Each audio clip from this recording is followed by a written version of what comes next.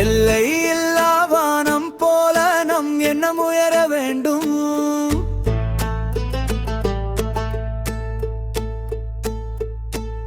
சொல்லை அறிந்து உள்ளம் ஆளும் ஞானம் மலர வேண்டும்.